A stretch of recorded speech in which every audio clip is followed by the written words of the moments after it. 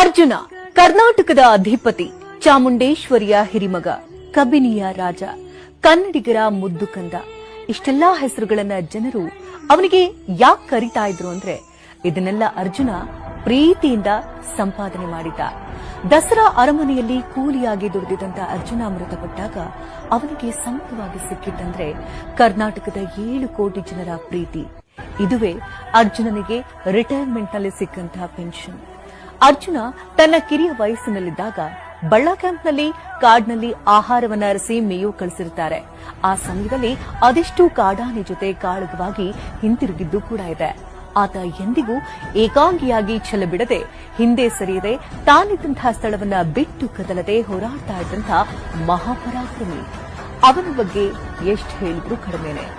combing specialist ಆಗಿ, captain ಆಗಿ, ಅರಣ್ಯ ಇಲಾಖೆಯಲ್ಲಿ ಕರುನಾಡಿಗೆ ಅವನು ಸಲ್ಲಿಸಿದಂತಹ ಸೇವೆ